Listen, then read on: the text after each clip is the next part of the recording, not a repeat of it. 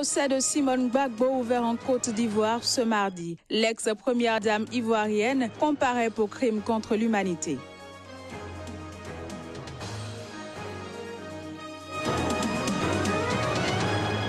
Mort de 4 personnes dans le centre du Nigeria. Elles ont été tuées au cours de violences résultant de propos blasphématoires.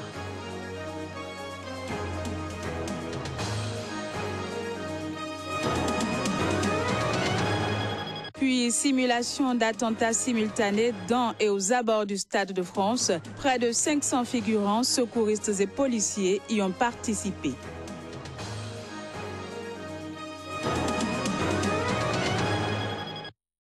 Merci de prendre le rendez-vous, mesdames, messieurs. Bonjour et bienvenue. On ouvre ce journal par la République démocratique du Congo, où le procès de Jean-Pierre Bemba alimente à nouveau les débats. L'ancien chef militaire congolais retourne devant la Cour pénale internationale au motif d'avoir, en complicité avec ses avocats, trompé les juges lors de ses précédents procès. Les détails.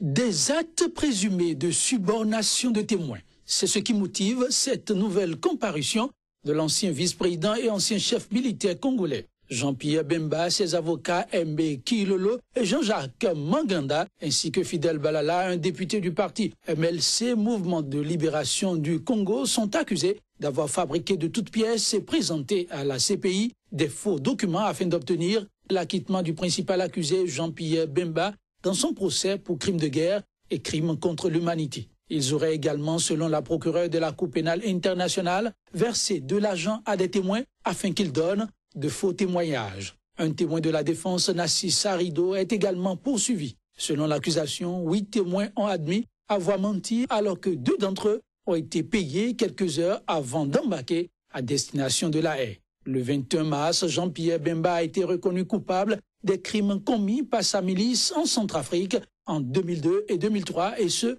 en vertu du principe de la responsabilité du commandant.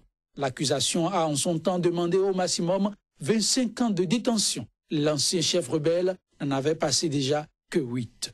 Ce procès pour subornation de témoins devant la Cour pénale internationale est le premier du genre devant la juridiction depuis son entrée en fonction en 2003. On parle toujours justice. Cette fois-ci, ouverture ce mardi du procès de l'ex-première dame ivoirienne Simone Gbagbo à Abidjan. Elle comparaît pour crime contre l'humanité. Notons que le procès a démarré en l'absence des organisations de défense des droits de l'homme qui dénoncent leur marginalisation dans la procédure. Imaginons. C'est le deuxième procès en assises pour Simone Gbagbo. L'ancienne première dame ivoirienne a déjà été condamnée une première fois l'an dernier à 20 années de réclusion pour atteinte à la sûreté de l'État. Une condamnation confirmée la semaine dernière lors d'un pourvoi en cassation qui a été rejeté. Mais pour ce nouveau procès, elle sera jugée pour répondre des chefs de crimes contre l'humanité, crimes contre les prisonniers de guerre et crimes contre les populations civiles. Des exactions commises lors de la crise post-électorale ivoirienne de 2010-2011. Dans ce acte d'accusation, l'ex-première dame de la Côte d'Ivoire est soupçonnée d'avoir joué un rôle prépondérant dans une cellule de crise constituée par plusieurs ministres et fidèles du régime Gbagbo. Une cellule d'où seraient partis des ordres fatals, comme le bombardement du marché d'Abobo, des supplices d'opposants brûlés vifs, des viols de femmes supportrices d'Alassane Ouattara, l'actuel président ivoirien, ou encore l'exécution sommaire de gendarmes supposés pro Ouattara par des miliciens. Ce nouveau procès fait l'objet de beaucoup de critiques. Outre le fait que la Cour pénale internationale réclame toujours Simone Gbagbo, les parties civiles remettent en cause la crédibilité de la procédure. Quant à la défense, elle estime que le procès revêt en réalité un caractère politique.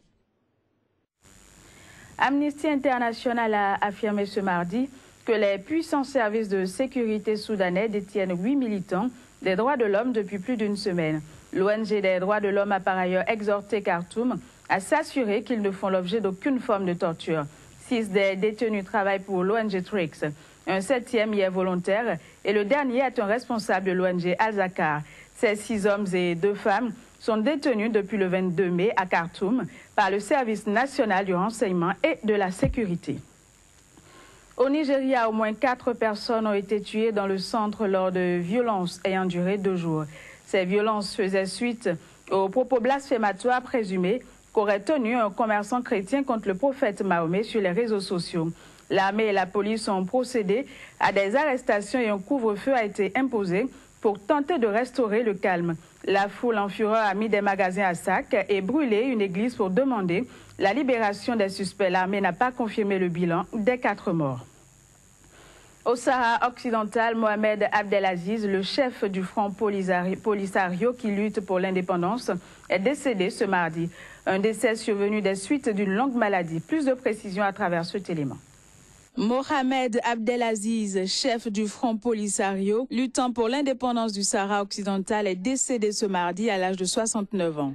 Dirigeant historique du mouvement indépendantiste et militant intransigeant, il était depuis 1976 à la tête de ce régime qui avait été fondé 3 ans auparavant pour défendre avec le soutien de l'Algérie l'indépendance de l'ancienne colonie espagnole annexée par le Maroc en 1975. Mohamed Abdelaziz a fait ses études primaires et secondaires dans le sud marocain où ses parents se sont installés au milieu des années 1950. À la fin des années 1960, il est à Rabat et Casablanca où il rencontre les premiers militants nationalistes sahraouis qui fréquentaient alors les universités marocaines. Dans ces milieux très activistes, il fait ses premières armes dans la politique avant de passer à la lutte clandestine puis ouverte. Aux côtés de Mustafa Saïd El Ouali, il participe à la création du Front Polisario en mai 1973 et en devient un des principaux chefs militaires. Avec Brahim Ghali, il organise les premiers raids contre les garnisons espagnoles. À la tête du Polisario,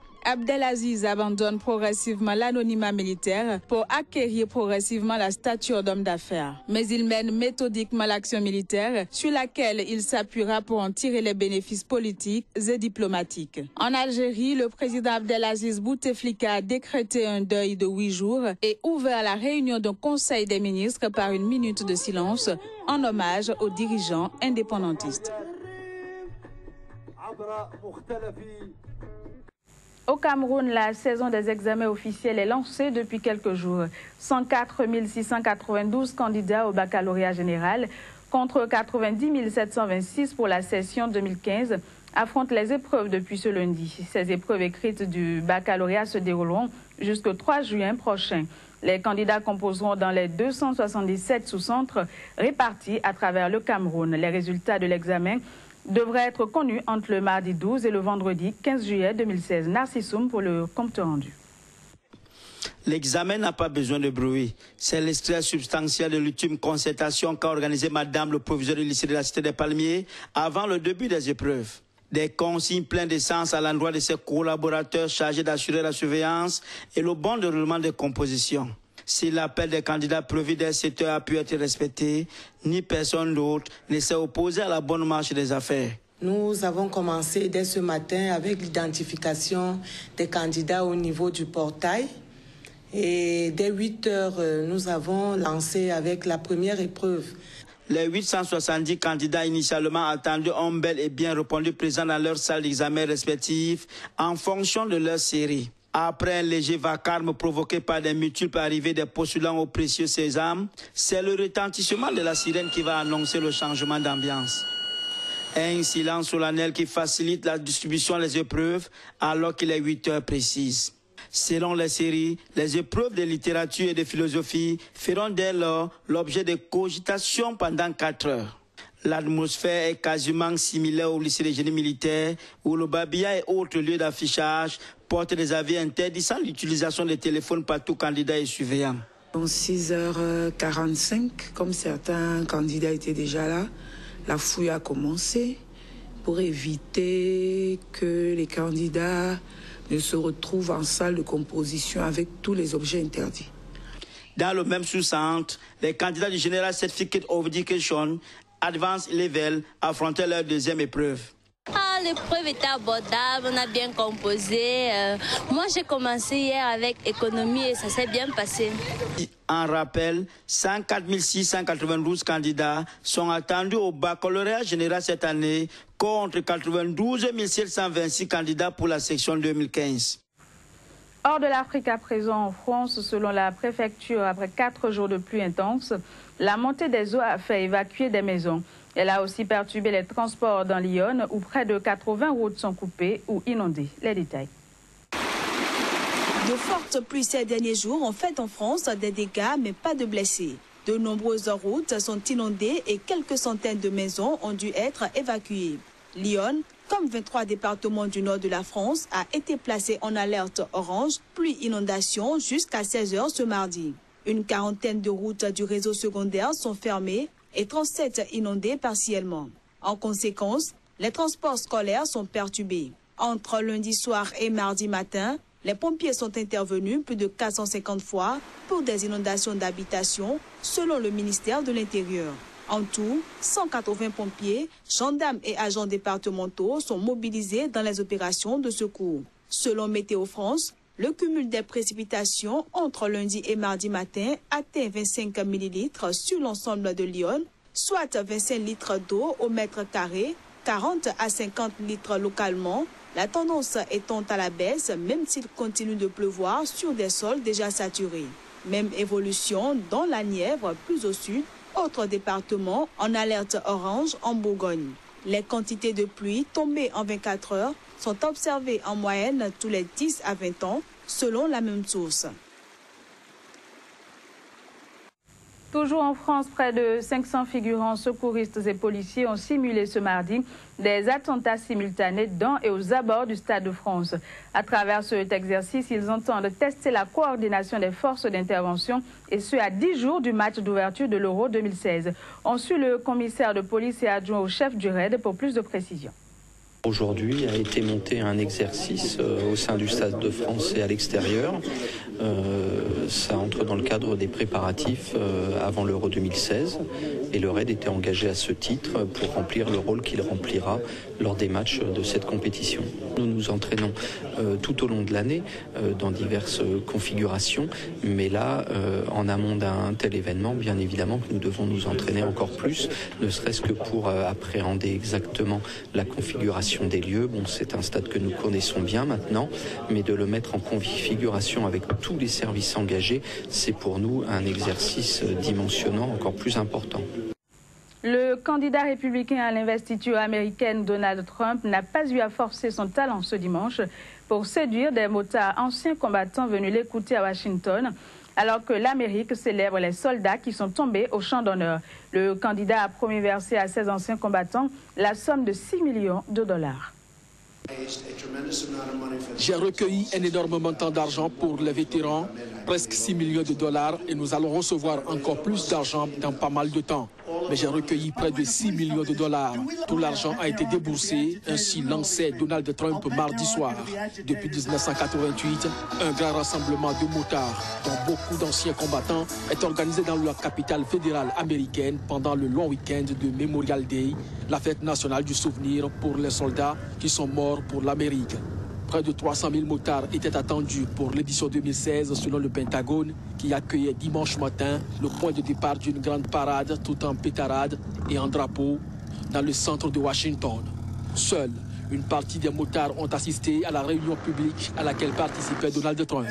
Un détail qui n'a pas échappé au candidat qui a mis cela sur le compte des difficultés d'accès au site. L'année prochaine, avec la présidence Trump, toutes ces magnifiques motards pourront accéder librement au cœur de Washington, a promis le candidat.